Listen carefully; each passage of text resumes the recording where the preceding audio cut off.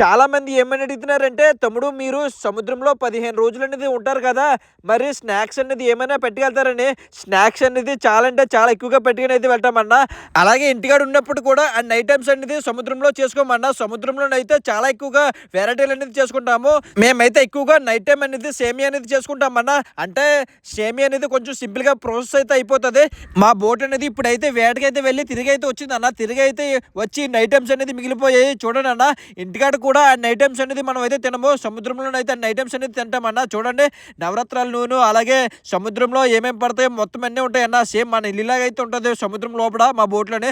చూడండి ఐటెమ్స్ ఏమేమైతే ఉన్నాయో. ఈ ఎన్ని ఐటెమ్స్ కూడా మా బోట్‌లోనైతే ఒక కిచెన్ రూమ్ అయితే ఉంటది. ఆ కిచెన్ రూమ్‌లోనైతే మేమైతే స్టోర్ చేస్తామన్నా. చూడండి ఏమేమి వెరైటీస్ అయితే ఉన్నాయో మేము ఇలాగైతే స్టోర్ అయితే చేసుకుంటామన్నా.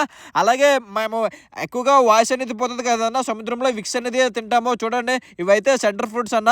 సముద్రంలో ఉన్నప్పుడైతే మేము తినే విషయంలోనైతే ఎక్కడ కూడా రాజీ పడమన్నా. అన్ని ఐటెమ్స్ అనేది మేము ఇంటికాడ నుంచి అయితే పెట్టుకొని వెళ్తాము. చూడండి అన్న మీరు కూడా మీ ఇంట్లోనైతే ఇన్ని ఐటెమ్స్ ఉంటే కామెంట్ అయితే చేయండి అన్న. సరే అన్న అయితే నెక్స్ట్ లో కలుద్దాం. బాయ్ అందరికీ.